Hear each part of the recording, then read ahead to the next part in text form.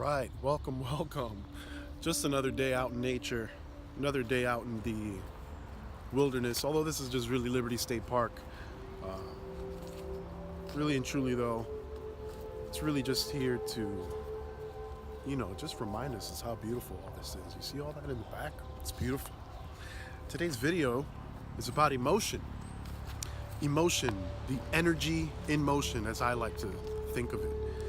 Because back in the day, I used to think of emotion as a very romanticized, sappy kind of, just a one-sided way of thinking about it. And now that I've have a different perspective on it, I want to talk about it in this video. Emotion is the energy in motion. At Rutgers Mason Gross, we learned the Williamson technique taught by Daniel Ricardo, and in there we learned the circular motion movement that we do with our body. And in that class, we learn a lot about emotion. But the aim of that class is not to just jump right into emotion. It's to move your body. And this didn't hit me throughout all 4 years while I was there until later on, until now, where I realized, oh, wait a second.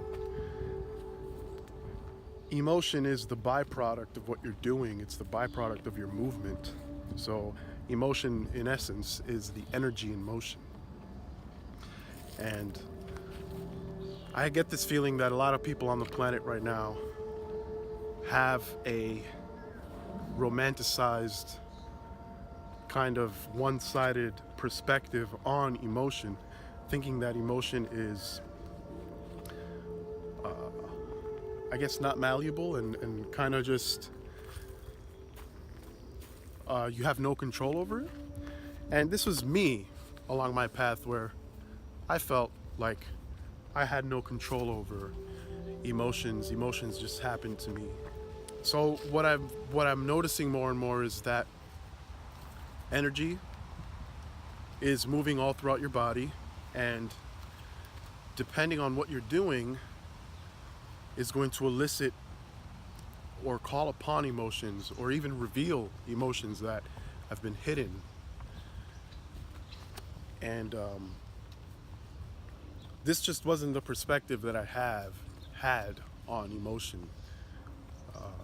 I kind of blamed emotion a lot for things that I guess I had control over in the past. And so really this video, I just want to talk about emotion and kind of just dive deep into it, right? I feel like a lot of people on the planet have a problem with processing their emotions. They're attached to people. We are attached to situations and outcomes. We have expectations and perspectives that we don't want to change about how we think of how we should be feeling in the moment. And really and truly, more and more, as I just live my life and, really live my life in the fullest way I possibly can, I'm realizing more and more that as a human being, I'm really just here to experience the totality of this human experience, to experience all of it, to not just half-ass and try to shun one part of myself and highlight another part of myself, or try to judge one part of myself as right and another part of myself as wrong, because this is subjective, right? What's right to me might be wrong to you. What's wrong to you might be right to me. What makes me cry might make you laugh. What makes you laugh might make me cry. So this whole thing, and emotion is really just, again, the energy in motion. It's a byproduct of what you're doing. As I'm walking here in nature, it almost feels like limitations kind of just disappear. Compared to while I was at my house earlier today, felt very limiting. I could just go to this room or that room. I can only eat these things in the fridge or that thing. And this whole limitation game, for the longest time, I felt like emotion was something that was probably just in the face or probably just here in the heart. And although it may spring from there, I feel like emotion is actually all around us, all around in our body. We carry sadness in our toes, we carry sadness in our ears, in our lips, it's in our forearms. It's actually all around us. It's actually not as simple as just, oh, it's just this is it. Although the heart is the center, if we don't allow our energy to move, it stagnates within the body and stays there. This is why acupuncture really helps, because we're hitting certain meridian spots in the body that help release emotion. So one thing that has been helping me along my journey is to realize that I'm not here to that I'm here to feel. We're all here to feel in the fullest extent, all of us, and none of us are better than anyone else, or we all have different paths, we all have different talents and gifts, but we're all here to feel. We're all here to expand, and we're all here to release as well. Release what we think is right, also what we think is wrong. And for the longest time, I know for me, what I thought was right was to suppress my emotions. Just living in this Western society teaches boys not to cry, teaches boys to man up, teaches boys to be strong and to that whole thing, and at the same time it teaches women to it is okay to cry, it is okay to be emotional, it is okay for all these things. And more as I'm realizing, men and women really aren't that different from each other. We're actually very, very similar in a lot of things, actually very similar in emotion. More and more I'm realizing that men and women don't experience different emotions. We actually experience very, very the same emotions as each other, but we have these societal constraints that I guess tells us that only one side can experience this thing and another side can experience that thing. And this is something that we need to talk about, and this is something that we need to tackle head on and not try to bury it under the rug. And so for me, something that has been helping me is to process my emotions. And by process, I mean to allow the energy to flow, because emotion is the energy in motion, to allow the emotions to move. It's been so hard for me to just be vulnerable around people. I've always felt like I had to, whoa, just saw a mouse. It's been always like this hard thing for me to kind of be vulnerable around people because of this societal thought of, oh, well, if I'm vulnerable, I'm weak. And this couldn't be further from the truth. Why is it far from the truth? It's because when we allow our emotions to move, we actually allow for space for other emotions to come up and for other experiences to present itself. So when we are being stagnant, when we are not allowing our emotions to move freely, we are actually creating blocks within ourselves, within our bodies. And this can manifest in many ways. The body can't lie. The body is the subconscious mind.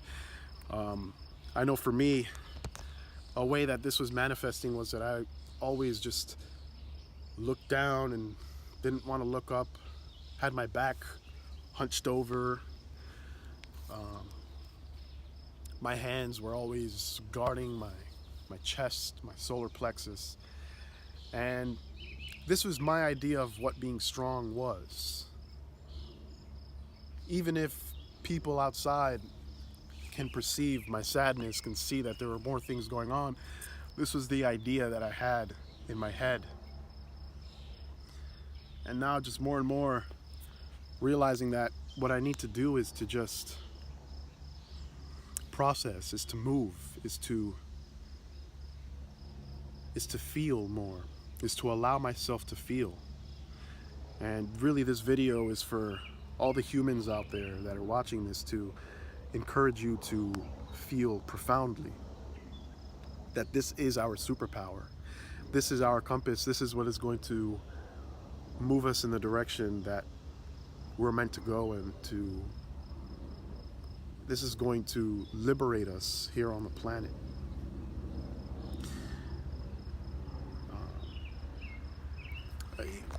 Teal Swan, the spiritual catalyst, she has a video on this, on emotions and how to process emotions. And in the video, she talks about how a version of how this can, a way of how this can be seen.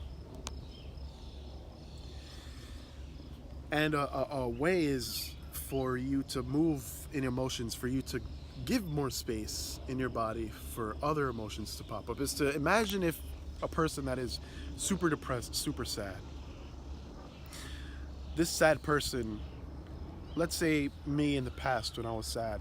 When I was sad, I would think it was wrong for me to be angry, because it would feel like this is worse than being sad. But Teal Swan in this video actually said when you allow yourself to, when you allow your emotions to move, actually sadness, anger is a step above sadness. It is actually now moving up and allowing yourself to process this, to be angry. Be angry at whatever it is that hurt you, to allow your rage to come through. Doesn't mean you have to hurt anyone. I don't believe we have to hurt anyone, but from sadness we can go to anger. From anger we can go to resentment.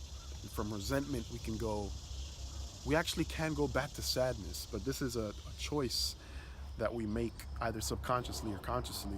Actually, what is in store for us if we allow ourselves to move in resentment is possibly just neutrality, to be neutral, to work through this,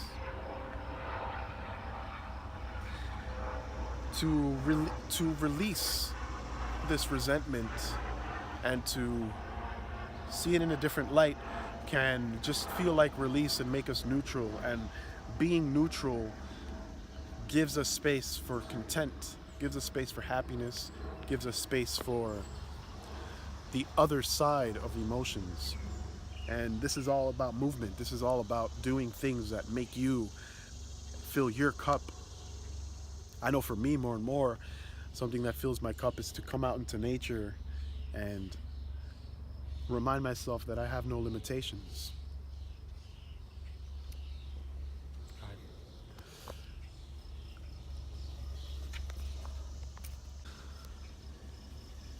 And because for the longest time I felt like all these things that were happening in my life were happening to me, but in reality it's the universe responding to me. It's the universe giving me a circumstance in my life that I have to be with, and giving me a test saying, how are you going to respond to this?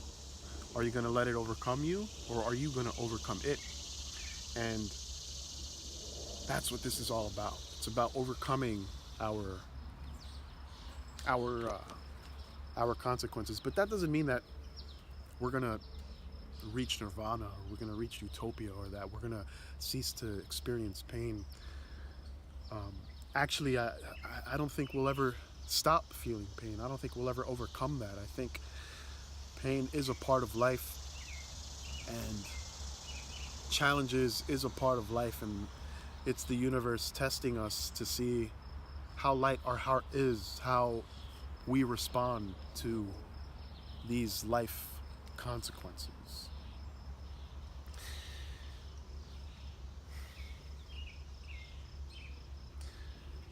To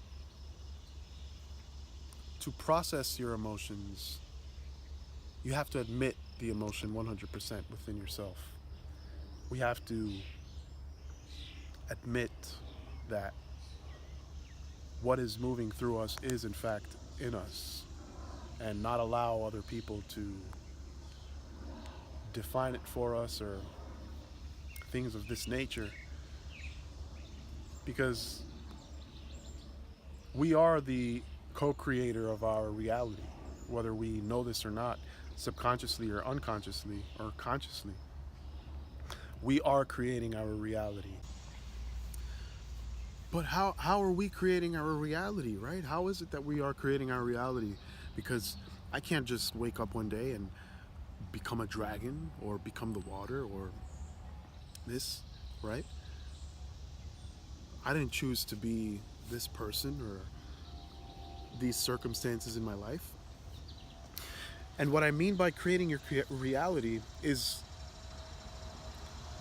consciously knowing that you are in the driver's seat of your body, that you are the one in control, that no one else is in control, that really and truly the government is really there to control your mind. Government, to govern your mental, to control your mind, is really there to give you the sense that your reality is not your responsibility, and this is far from the truth in my experience. Actually, our reality is our responsibility. If we give this responsibility up to other people, we will not fulfill our true signature here on this earth, because now we've given it up to someone else. And we are co-creators of the universe. What does that mean? I mean, we are we come from the same fabric as stars and meteors and the carbon and silicon and the earth. We're all from the same stuff. We are 75% water. We are flesh. We have air in our lungs. We have electrical neurons communicating with each other in our brains. And so when we allow ourselves to process our emotions, when we allow ourselves to move, we are actually freeing ourselves. We are actually liberating ourselves from the pedestrian life, from what they think our life should be. And what they think our life should be is never truly what we know our life to be. This is why I come out here into nature, is because who says that I have to make a video in four walls in my room, right? And who says that I even have to edit this video? I just want to be as real as possible with you. And so emotion, the energy in motion. I want to leave this video with what makes you move, what makes you feel the heartbeat in your chest, and what makes you want to leap out and start doing something, start moving. At the same time, what is something that you have resistance to? I know for me, something that makes me jump up and want to do something is play guitar. I love to play guitar. I also love to have conversations with people. I love to talk to people and listen. And this really makes time disappear for me. It makes me feel like there is no time. There's only movement. And something that I have resistance to, I have huge resistance to schedules. I have huge resistance to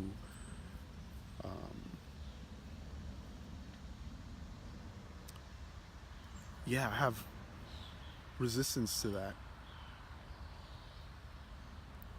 Although this is something that could help us out, I know, like, scheduling can help us out, but for me, what it does is that I feel like it stagnates the energy with anticipation and expectation for me. I know for other people this is not the case, but for me, this is the case. When I have like a pre-planned something to do, the expectation is that it's supposed to go one way, and that way never, I don't think I've ever had anything go that way. If anything, maybe like once, but for the most part, no. So, I want to leave this video with what makes your energy move, what gives you energy, and what depletes your energy. Thank you. Thank you very much. I'll see you in the next video.